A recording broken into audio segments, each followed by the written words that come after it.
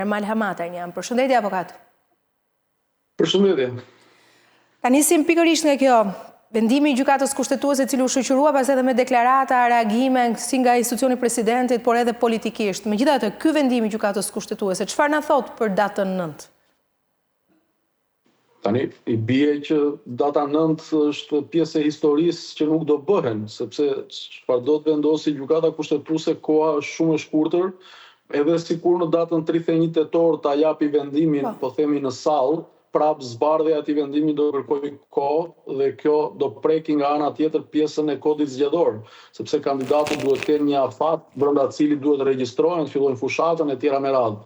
Pra praktikisht duket sikur data 9 për Bashkinë e Tiranës nuk do realizohet, por nga ana tjetër kam përshtypjen se kjo intermezzo e gjykatës kushtetuese jo domosdoshmërisht duhet parë si një pranim kërkese të zotit Veliaj, por thjesht po themi një ndërhyrje me të drejtë e gjykatës kushtetuese për ta normalizuar pak të amullinë e madhe që po bëhej, shpesh edhe nga ne si avokat apo si jurist, por nga ana tjetër dhe nga politika. Pra gjithë jemi vendosur duke i bërë komente ligjit dhe çfarë do ndodhi, por në fakt ky vendim i ka qetësuar tëra palët dhe tashmë gjëja është kushtetuese. Që do të thotë, ne duhet të ndajmë pak pra sa i drejt ishte vendimi i Erion Veliajt për ta shkarkuar nga data 9. Jo, s'ka lidhje. Po pra. Nuk ka lidhje, më gjo. Pezullimi i dekretit për datën e zgjedhjeve nuk ka lidhje me themelin e objektit që është shkarkimi i zotit Veliaj. Pra, jo domosdoshmërisht kjo do të thotë që shkarkimi është konsideruar antikushtetues. Pra, akoma nuk kemi vajtur atje. Kjo është faza e parë e dekretit që nuk do të thotë gjykim themeli kërkese, por thjesht dekreti, a duhet kishte dalë, as duhet kishte dalë. Pastaj pjesa, a është kushtetues apo jo shkarkimi i zotit Veliaj, ajo do kërkoj kohë për gjykim. Tani, për datën 9 qëndrojmë te kjo, pavarësisht e sqaruar kjo e Veliajt, po ndoshta meqense flasim për një rit të votuar edhe që ka ngritur mjaft polemika edhe në betejën e tij që ka me politikën, ndaj e bëra si pyetje. Tani, ajo që duhet të kuptojmë është sa kohë merr politika tashmë pasi foli gjykata kushtetuese. Pra e thënë ndryshe, kur mundet të zhvillohen zgjedhje për Tiranën, mbas afateve, nuk po flas tani sipas humorit, dëshirës, po analizojmë pak rëndësinë që ka si proces Tirana dhe çfarë ka në dorë kushtetuesja, kur do të ose presidenti, si do të veprohet tani? Në kushte maksimale, po themi, nëse gjykata kushtetuese do t'i rezaurojë të gjitha afatet që i ka dhënë ligji, pra 30 ditëshin për shpalljen e vendimit, i bie që zgjedhjet për Bashkinë e Tiranës mund të realizohen në janar ose në shkurt. Pra, po flasim vetëm për Bashkinë e Tiranës, sepse zgjedhjet e 4-5 bashkive tjera do realizohen në datën 9. Kështu që në këto kushte deklaratat e politikës e para një nuk duhet parë të lidhura me vendimarrjen e gjykatës kushtetuese, se në fund ditë sa ta bëjmë politik. Në fakt të dyja palët po ta shikoni vazhdojnë me deklarime të tilla që ne jemi në fushat. Por nonsensi është që asnjë nga kandidatët nuk është i regjistruar zyrtarisht. Pra janë kandidat të vetë shpallur ose të deklaruar nga subjektet politike, por ligjërisht askush prej tyre nuk e ka marrë statusin e kandidatit. Dhe kjo tashmë edhe për shkak të pezullimit të dekretit presidentit. Kështu që partitë politike do vazhdojnë të bëjnë politik, gjykata kushtetuese do vazhdojnë të merret me kushtetueshmërinë e dekretit. Ndërkohë, Hamataj, sot kemi një president i cili akuzohet për shkelje të kushtetutës që sipas Partisë Demokratike, së kësaj po i referohem, nuk ka bërë asnjë president më herët. A është presidenti me dekretin përballë një precedent dhe si veprohet në raste të tilla? Nëse vërtet ka bërë shkelje me dekretin që ka dhënë? Ne nuk e dim ka bërë shkelje apo jo derisa të shpreh gjykata kushtetuese, se mund të ndodhi që pezullimi shoqërohet më mbrapa me një lejim të dekretit dhe këtu nuk ka shkelje. Por për mua presidenti i Republikës ka bërë mirë, sepse nëse presidenti i Republikës nuk do vendoste me këtë formë siç ai zgjodhi të vendoste, ne nuk do kishim një investim gjykatës kushtetuese. Por imagjinoni të kishim një president nga ana tjetër që nuk ndërmerrte asnjë veprim. Në fund të ditës presidenti është aty për të ndërmarrë veprime që ja cakton ligji dhe dekreti është një nga ato detyra dhe drejta që presidentit ja njeh ligji. Pastaj, a do shpallet kushtetues apo jo, a do vazhdoj ky dekret të qëndrojë në këmbë apo jo, kjo nuk e bën fajtor presidentin e Republikës, sepse kam dëgjuar shpesh që e trajtojnë presidentin e Republikës sikur i përket një republike tjetër.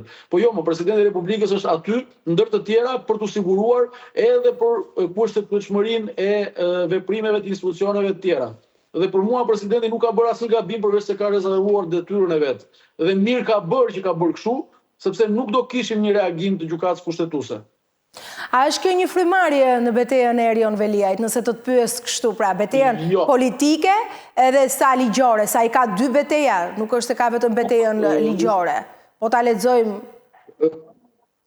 Jo, kjo as e afekton për mirë e as për keq situatën karshi ligjit që ka zoti Veliaj, sepse thash, kjo nuk është një vendimarrje që ka lidhje me themelin e gjës. Kjo është një vendimarrje që ka të bëjë me dekretin. Patjetër që këto janë të lidhura, por pezullimi nuk nënkupton që shkarkimi ka qenë jo kushtetues. As të kundërtën. Është në ndimin që se ndonjëherë dëgjojmë edhe kolegët tanë, nuk e di, jemi... Po, tani jemi, tani, edhe po thoje që dëgjojmë dhe kolegët tanë që, çfarë thonë kolegët?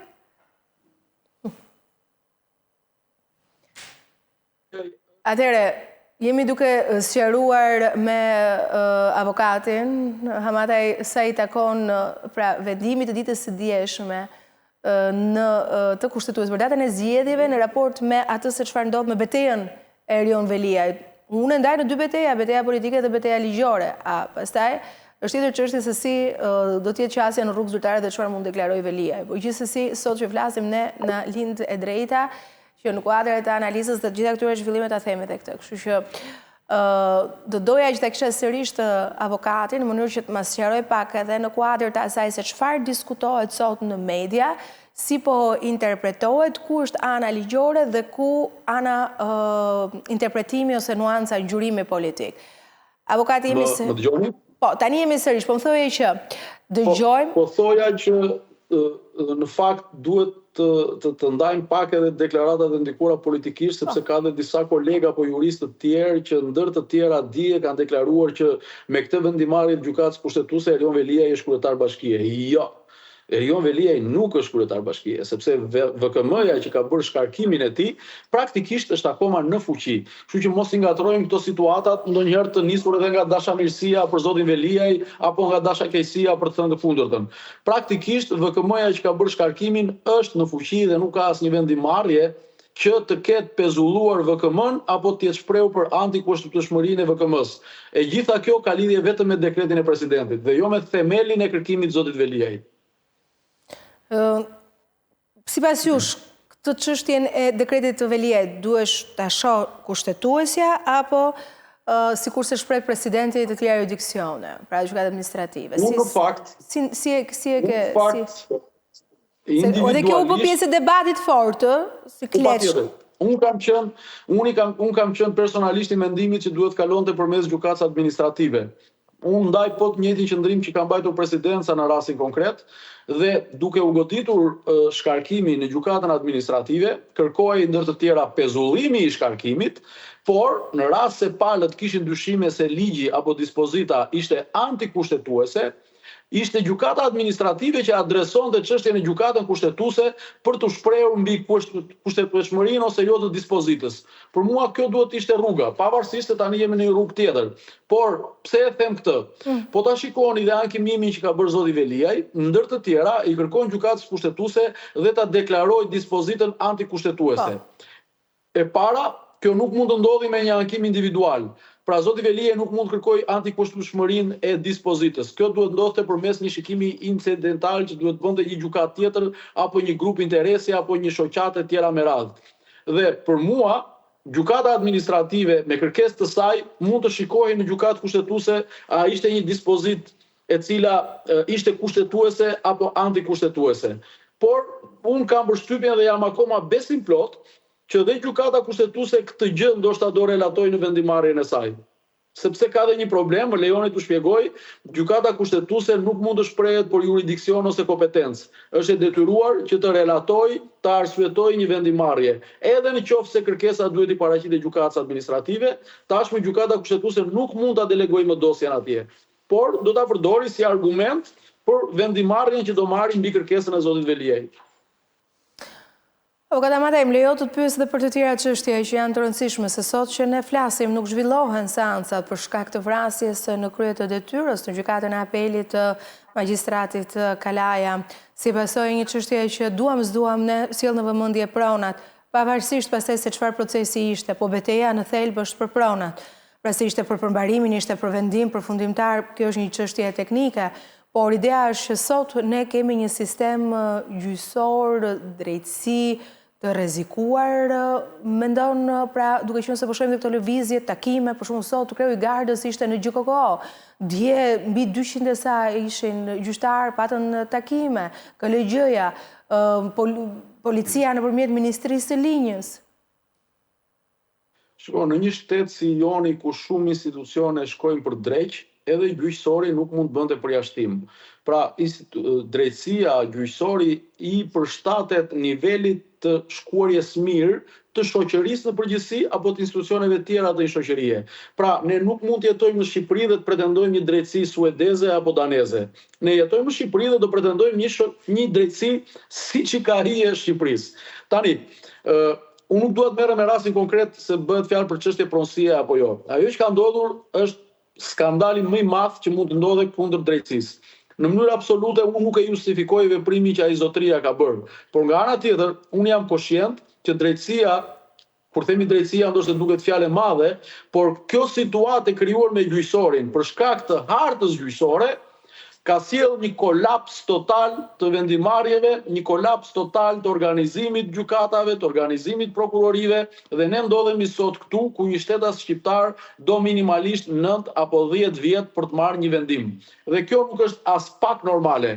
Por a justifikon kjo vrasjen e një gjyqtari, apo kërcënimin e një avokati, apo shantazhimin, linçimin, apo të gjithë të marrëzi publike që po bëhet karshi gjyqësorit? Jo. Nuk e justifikon.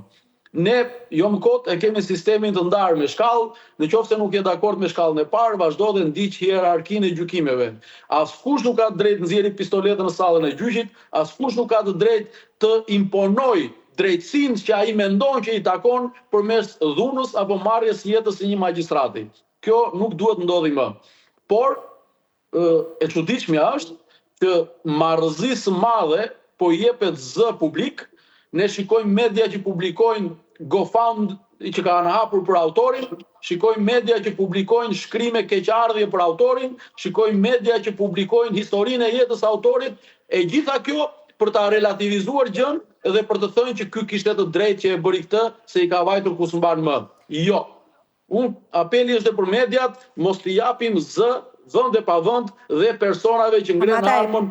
Mos po i ngatron mediat me rrjetet sociale, s'është një gjë janë rrjetet sociale që si ndalojnë. Për mua mediat, jo nuk i ngatroj, të gjitha televizionet kanë portalet e tyre online. Jo të gjitha, nëse kemi bërë këtë. Ndjes.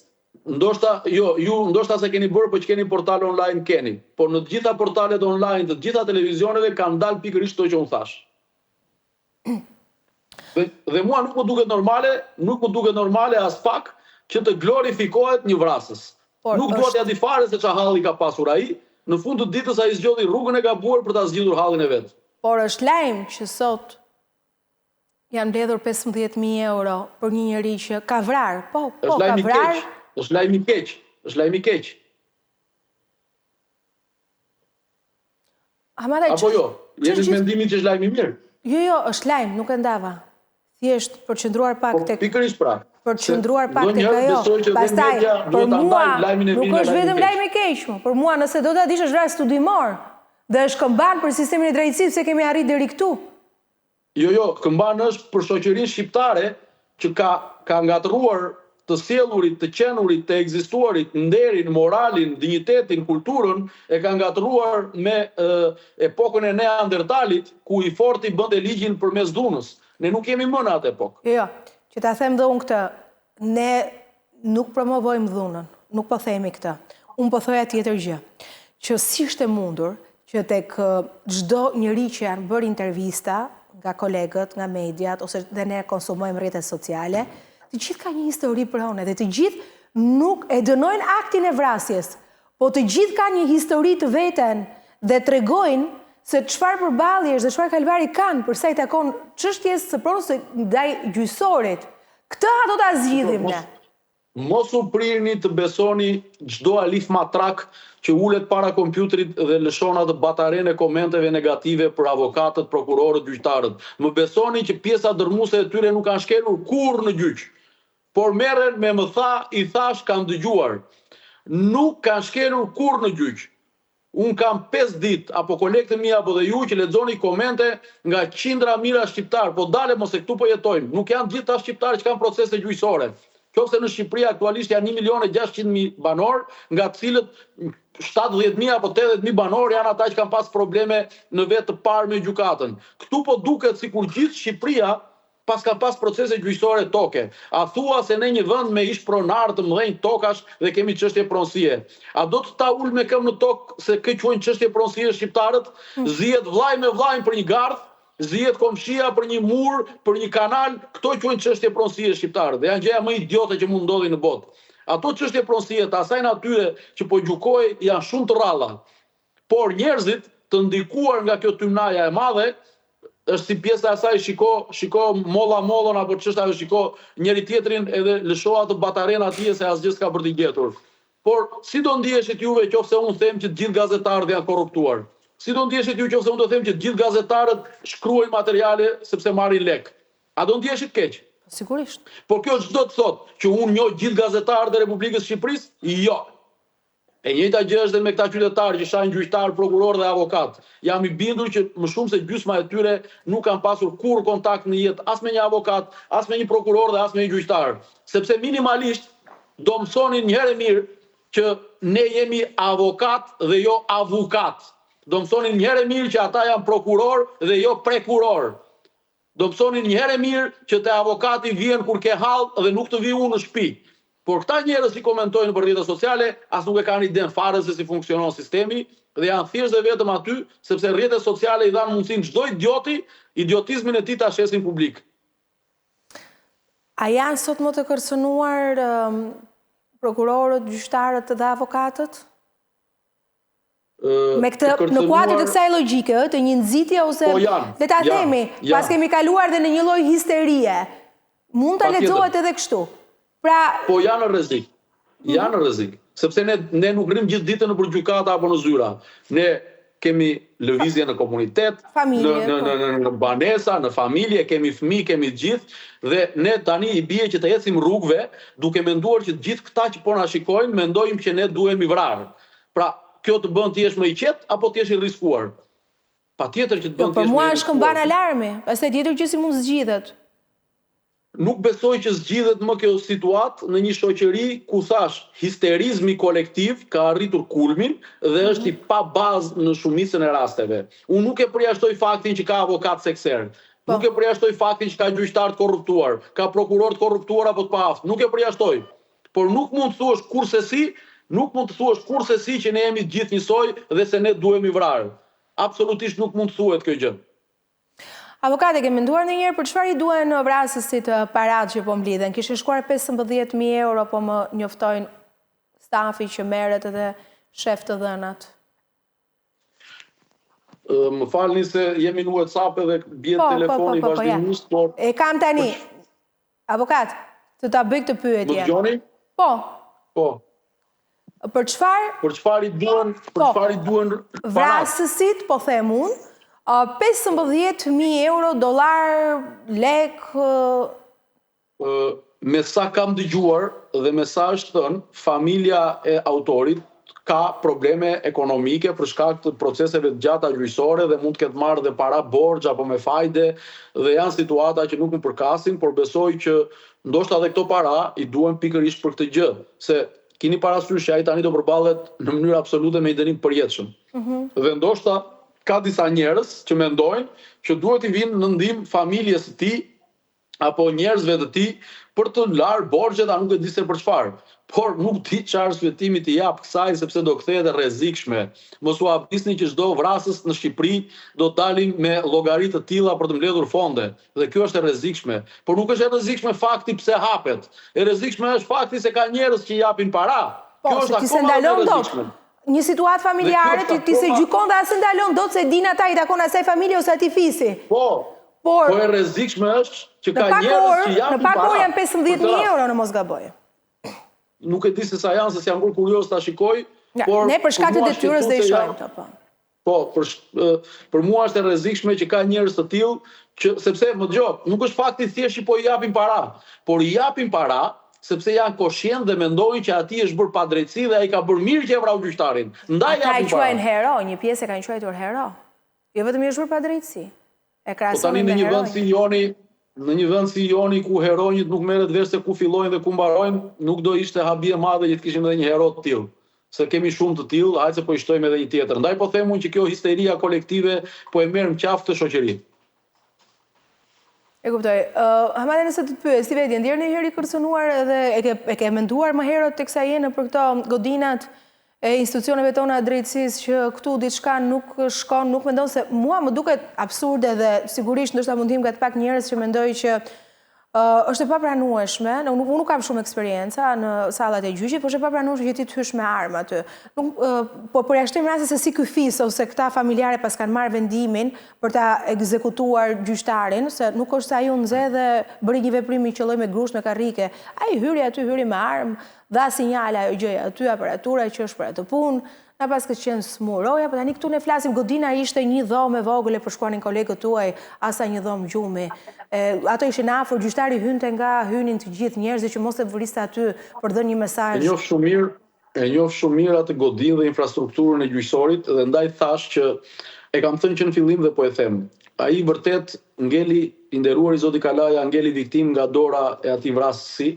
Por në fakt, e parë në makro, ai është viktim e sistemit gjyqësor që ngriti KLG-ja, e hartës gjyqësore që ngriti KLG-ja. Ju duhet ta dini që gjyqtarët e Republikës, gjyqtarët e gjykatës apelit japin vendimet sikundër e gjyqtarët e shkallës para në emër të Republikës. Por e dini juve që Republika jon në gjykatën e apelit i jep vendimet nga Bodrumi. Pra këtu jemi katandisur, që gjyqet në gjykatën e apelit zhvillohen në Bodrum. Nuk është puna se ndodhi vrasja. Atje në atë Bodrum ku zhvillohen gjyqet, mund bjeri zjarr nga momenti në moment, mund të ketë probleme të tilla sigurie që rrezikojnë që mos dalë asnjë gjallë nga ajo gjykatë. Dhe gjitha kjo është dhuratë nga KLG-ja dhe nga shteti, sepse krijuan një gjykatë apeli me 78 a 75 gjyqtar dhe sot kanë më pak se gjysmën e gjyqtarëve dhe nga ana tjetër kanë 3 vjet nuk janë të zot të ndërtojnë një objekt të hajrit për ta quajtur gjykatë apeli. Dhe kanë përdosur simbolet me këtë status që ka gjykata e apelit. Nuk mund në emër të Republikës gjyqtari të shprehet nga Bodrumi. Nuk mundet. Nuk mundet gjyqtari i gjykatës apelit mos të ketë një zyrë dinjitoze ku të qëndrojë si magjistrat, por ka ca kotece pulash atje që i quajnë zyra. Dhe nuk është vetëm gjykata e apelit. Në të tilla situata janë 90% gjykatëve të shkallëve të para. Gjyqtarë që nuk kanë zyra, gjyqtarë që rrinë për këto institucione sigurisht të vjedhur, jo sikur të jenë maja e icebergut të një kulture, të një shoqërie. Nuk e çfarë rëndësie ka se thot kryeministri po u japim rroga nga 3 milion lekë. Po ç'i duhet ato 3 milion lekë kur ata vinë në punë dhe gjysma do vdesin nga asfiksia, apo do vdesin nga lagështia, apo do vdesin nga ata që do vjen do i vrasin me armë në gjyq. Ç'i duan ata 3 milion lekë? Gjyqësori ka nevojë imediate për infrastrukturë. Në qoftë se nuk krijojnë minimalisht godinat, më që është gjëja më elementare, se është turp kush na dëgjon. Qoftë se gjyqësori nuk ka infrastrukturë, mos të presim neve drejtësi, mos të presim ne vendime të shpejta, mos të presim ne vendime humane nga gjyqtar që po u nxihet jeta nëpër bodrume apo në kotece pulash. Dhe kjo nuk është faji i gjyqtarëve, kjo është faji i KLG-s dhe i shtetit shqiptar që kërkon të futet në Bashkimin Evropian dhe nuk është i zoti të bëjë një gjykatë apeli minimalisht. I qartë, avokat, unë të falenderoj. Mund më lësh gjithë ditën të flas për këtë, mund më lësh gjithë ditën të flas për këtë temë se po na nxihet jeta vajton vite të tëra dhe pikërisht për kësaj nxirje së jetës që po na shkakton shteti, ne shikohemi si objekt linçimi nga qytetarët. Asnjë avokat nuk ka interes që gjyqi të zvarritet. Asnjë avokat nuk ka interes ta gënjej palën se gjyqi do mbarojë shpejt. Asnjë gjyqtar nuk ka interes që gjyqi të mbarojë shpejt. Asnjë gjyqtar nuk ka interes që t'i bëjë gjyqet në ato institucione atje. Të gjithë ne që merremi me këtë sistem, duam patjetër që ta bëjmë punën shpejt, ta bëjmë mirë dhe në mënyrë të ndershme.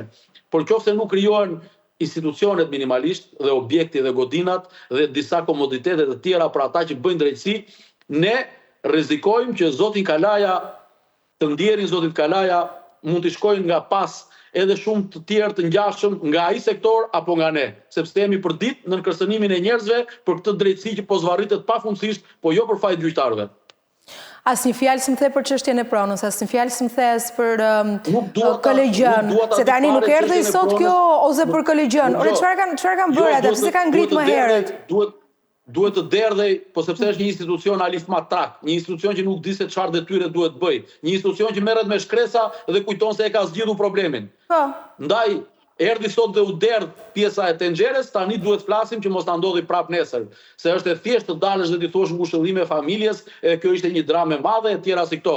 Por ne edhe sot e kemi sistemin në të njëjtën drejtë siç e kishim dije. Dhe nuk ka rëndësi fare çështje pronave apo çështja çdo lloj çështje nuk e justifikon vrasjen e një gjyqtari. Absolutisht fare.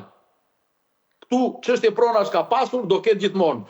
A do zvarriten apo nuk do zvarriten këto çështje pronash, kjo nuk varet vetëm nga gjyqtarët. Varet nga infrastruktura dhe vendi i punës që i krijojnë gjyqtarit. Shteti dhe historiku, se shteti nuk është sot, shteti ka ekzistuar, ata i kanë bërë këto. Shteti ka ekzistuar, por shteti e përdor gjyqësorin kur i duhet, dhe nga ana tjetër kur gjyqësori ka nevoja, shteti nuk e përfill. Kur them shteti, jo më fal, kur them shteti, duhet të dini që shteti ka ndara institucionet, se shteti është nocion abstrakt. Shteti për gjyqësorin është KLG-ja. Qofse aty ka njerëz pa aftë për ta bërë punën e tyre, atëherë ata të shikojnë hallin dhe aty të vinë sa njerëz tjerë. Në qofse secili nga ata mundohet të ruajë vendin e vet, marrin rrogën e vet, siç bëjnë politikanët që të ruajnë vendin e vet, të marrin ato servilizmat e pozicionit tyre, kjo situatë do na gjejë mos më keq. Pra deri diku është vrarë pala e gabuar, po thua ti? Jo, në një vrasje nuk ka palë gabuar dhe palë sakt. Vrasja nuk ndodhi kur nuk duhet ndodhi. E në këtë rast, gjyqtari aq më pak nuk duhet guxojë njeriu që ngrej armën ndaj tij. Absolutisht. Nuk ka palë gabuar dhe palë të mirë në një vrasje. Në një vrasje është gjithmonë i gabuar ai që vret. Qartë. Hamadaj, faleminderit. Kënaqësia ime. Kënaqësi edhe për ne gjithashtu.